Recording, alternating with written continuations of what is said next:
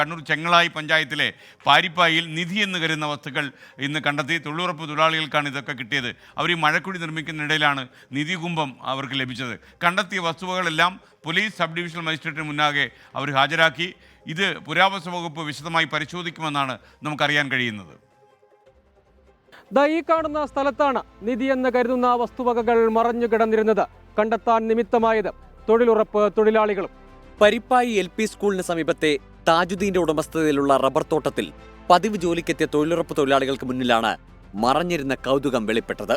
വ്യാഴാഴ്ച രാവിലെ സ്ഥലത്തെത്തിയ തൊഴിലാളികൾ മഴക്കുഴി കുത്തുന്ന ജോലിയിൽ ഏർപ്പെട്ടു. ആയിഷയും നബീസയും ചേർന്ന് 3/4 അടിയോളം കുഴിച്ചപ്പോൾ ഓട്ടുകുട്ടകൻ ലഭിച്ചു.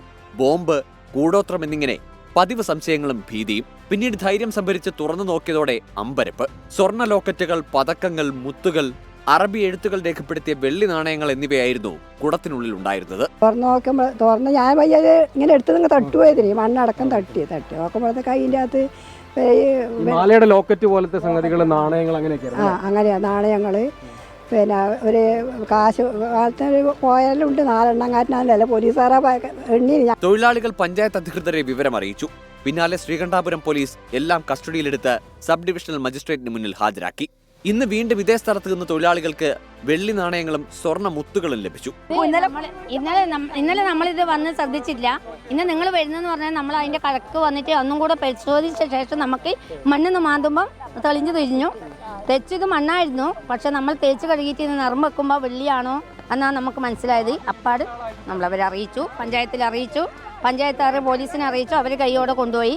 കുഴിയിൽ നിന്ന് കിട്ടിക്കൊണ്ടിരിക്കുന്നുണ്ട്. ഇനി അടുത്ത കുഴിയും കൂടി കുഴിച്ചു നോക്കാം. ഏതായാലും കുറച്ച് ദിവസത്തെ പണിയുണ്ട് ഇവർക്ക്. അതുകൊണ്ട് ഇനി കുഴിയിൽ നിന്ന് കിട്ടുമെന്ന് പറയാൻ പറ്റൂല. നിയമപ്രകാരമുള്ള നടപടിക്രമങ്ങൾ പൂർത്തീകരിച്ചുവെന്ന് പോലീസ്. അത്ഭുതപ്പെടുത്തുന്നുവെന്ന് സ്ഥലമുടമ താജുദ്ദീൻ. ഞെട്ടിപ്പിക്കാൻ തന്നെ ചിലർ ഇത്രയും വർഷം പഴക്കമുള്ള സാധനമല്ല ഇത്. സ്ഥലം ഒരു 100 വർഷത്തിനടുപ്പിച്ചായിട്ടുണ്ടാവും. ഉമ്മയുടെ ഉപ്പ ഉമ്മയുടെ കല്യാണ സമയത്തായിട്ടും കൊടുത്ത സ്ഥലമാണ്. 72, 73 അതിന് മുന്നേ ഉപ്പാനടുത്തുള്ള സ്ഥലമായിരുന്നു. കാലപ്പഴക്കം, മാറ്റ്, മൂല്യം എല്ലാം കണ്ടെത്താൻ വിശദമായ പരിശോധന നടത്തുമെന്ന് പുരാവസ്തു വകുപ്പ് വ്യക്തമാക്കി. നിധി ലഭ്യമായാൽ റവന്യൂ വകുപ്പിനാണ് കൈവശാവകാശം. സംരക്ഷിക്കേണ്ട പുരാവസ്തു മൂല്യമുണ്ടെന്ന് കണ്ടെത്തിയാൽ വകുപ്പിന് ഏറ്റെടുക്കാം. 24 കണ്ണൂർ. ജയകുമാർ ഒരു യൂട്യൂബിലൊരു ഐഡിയ പറയുന്നു. താഴെ ടണലിനകത്തൂടെ ഒരു വള്ളത്തിൽ പോകാമല്ലോ, അതല്ലെങ്കിൽ ഇല്ലെങ്കിൽ കിടന്നങ്ങ് പോകാമല്ലോ. എൻ്റെ ജയകുമാറെ, ഈ സ്കൂബ ടീമും അതേപോലെയുള്ള ഈ രക്ഷാപ്രവർത്തകരും ഒക്കെ തന്നെ നമ്മളെക്കാളും ബുദ്ധിയില്ലാത്തവരാണ് എന്നാണോ വിശ്വസിക്കുന്നത്? അവരെല്ലാ സാധ്യതയും ഉപയോഗിക്കും. അവിടെ മാലിന്യം കൂടി കിടക്കുന്നതുകൊണ്ട് ടണലിൻ്റെ 40 മീറ്റർ കടന്നപ്പോൾ അങ്ങോട്ട് പോകാൻ കഴിയുന്നില്ല എന്നതാണ് യാഥാർത്ഥ്യം. നമുക്ക് ദൂരെ നിന്ന് കളി കാണുമ്പോൾ ഇതൊക്കെ പറയാൻ എളുപ്പമാണ്.